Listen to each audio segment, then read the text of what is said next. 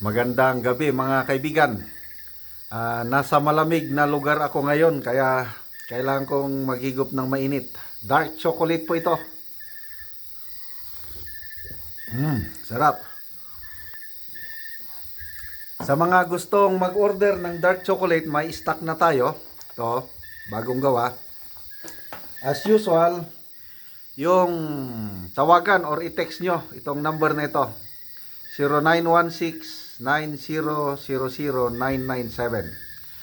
Limited lang ang stock kaya first come first serve basis. Okay. Malamig po sa bundok. Pag-usapan natin ngayon ang pagbuhos o pagbaha ng suporta para kay BP Sara sa social media. Okay, dito sa GMA News, yung post nila is yung pag-file ng second impeachment complaint laban kay BP Sara.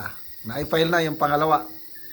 Sabi ng GMA News, more than 70 individuals from various sectors are set to file an impeachment complaint against Vice President Sara Duterte for betrayal of public trust in connection with alleged misuse of confidential funds. So nandyan po sa litrato yung mga Makabayan Black, yung mga makakaliwa, sila yung nag-file nitong pangalawang complaint. Yung unang impeachment complaint, kasamahan din nila, Akbayan. Mga magkapatid lang yan. So, 18,000 comments. Binasa ko yung comments. Nako, halos lahat suporta kay BP Sara. Kaya sabi ko, binabaha si BP Sara ng suporta sa social media. Okay, magbasa tayo ng si Nanika. Sabi niya, parang mukhang naghihintay ng salapi na lang sila. Yung nasa litrato. Okay. Josel Grace Gamutan Dalion. Nangabuang na mo. Bisaya ito. Tagalog ko lang mamaya. Bisag unsa na lang inyong pakulo. Kaijara ninyong tanan. Gaba-gabaan radyod mong tanan. Damay pa sa inyong pamilya. Buang yung ano ba nang kuha ng buang. Baliw na kayo kung ano-ano na lang ang inyong mga pakulo. Gabaan yung sabi ni BP Sara na ang gaba dili magsaba. Yung karma, kakarmahin kayo. Tapos sabi niya, itong pangalawa, Duterte gihapon. Evelyn Tirasol, God bless BP Sara. Grabe, I don't know, how do I feel? Yung grabe ng suporta, mga comments, halos lahat suporta kay BP Sara. Joren Dagmil, God always protect BP Sara. Arsen Ferry, may God bless you BP Sara. Carlo Villamor, go go go Sara. Joely, abolish party list. Kasi mga party list representative itong nag-file. Katadman Barba, Duterte. Angie Israel, sabi niya, even if you want to remove her as army reservist, even if you want to disbar her, even if you want to impeach her, even if you want to remove her as vice president, let's accept the fact that majority of the Filipino people knows that this is all about your demolition job, politically motivated, period. We will support and protect BP Sara Duterte. Pong Kalis Kalim, with Castro, the convicted, being there, tapos emoji na tumatawa. Christopher Delig Muanya, This is how you do it. Everybody move it to the left, to the right. To the left, ito, makakaliwa. Sino naman to the right? Mga kongresista ba? Kuya Jun from Ormoc City, Duterte pa rin. Edita Del Monte, tatlong ganyan oh. Duterte. Sherne Oblas, solid Duterte supporters.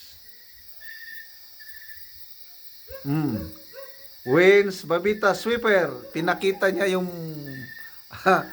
mugshot ni Congresswoman Castro. Rosel Fernandez, tumatawa, tinatawanan lang ang ano.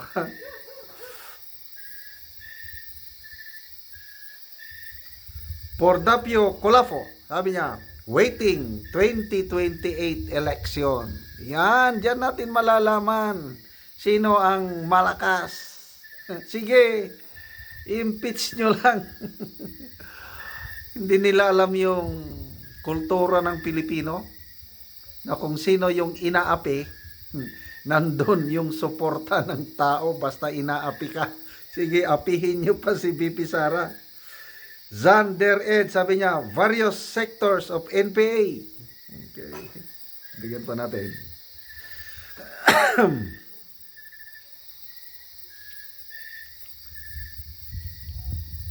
Perlita Villegas, I am an OFW. I stand and support Inday Sara Duterte. God please protect our BP. Siya na lang po ang aming pag-asa. Yun na may post nakita ko, isang retired general, PMAR, hindi ko lang banggitin ang pangalan. Sabi niya, BP Sara is not a threat to the Filipino people. In fact, she is the only remaining hope. Siya na lang ang pag-asa ng Pilipino.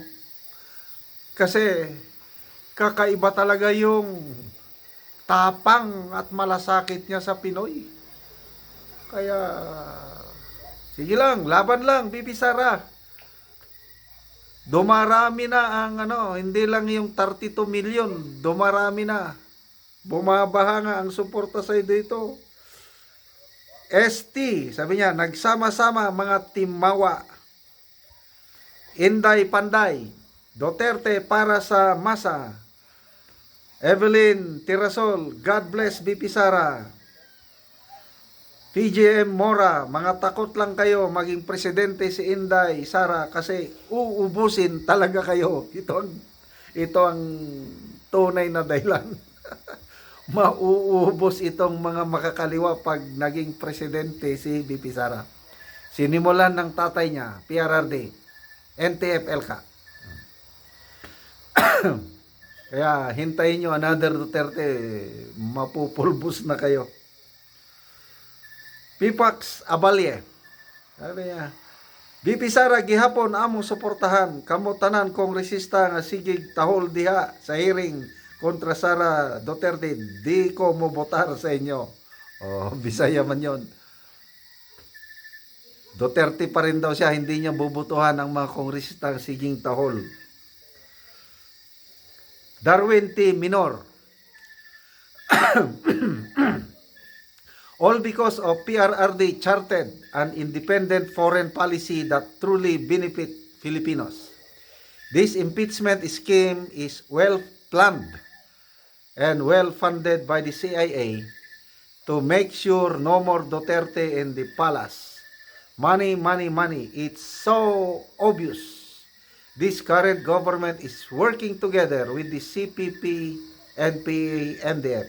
Just my humble opinion though. Okay. So, hindi ko na maubos 18,000 comments eh. Wala pa akong nabasang negative para kay BP Sara. So, anong ibig sabihin niya? Wala na. They are making a big mistake. I don't know ha. Alam naman ng mga kongresista na hindi mananalo ang impeachment doon sa Senado. Ngayon pa lang nagsasabi na yung mga senador, sinong narinig ko? Si Senator Jingo Estrada, sabi niya, hindi advisable na i-impeach si BP Sara. Hindi makakatulong sa bansa. Ayan, nagsalita na siya. Si Senator Binay, sabi niya, nananalangin ako, I'm praying, na sana hindi matuloy ang impeachment ni BP Sara. Of course, Senator Amy Marcos, ayaw din niya. Napakadali, yung nabasa kong opinion column ni Mr. Jarius Bundok sa Philippine Star. It's easy to impeach BP Sara, but it's very improbable, imposible na makonvict siya. Ayan, dito sa kongresista, sa Congress, madali 105 o 106 congressmen lang perma kaagad ng resolusyon, impeach na si BP Sara, dalhin na nila sa Senado ang impeachment. Kaya lang, pagdating sa Senado, nako, imposible. Alam na yan na kung sino. Kaya wag po tayong mag-alala, mga supporters ni BP Sara. Pabor ito kay BP Sara, lalo lang nilang pinapasikat. Kaya ituloy po natin ang pagbuhos ng suporta para kay BP Inday Sara.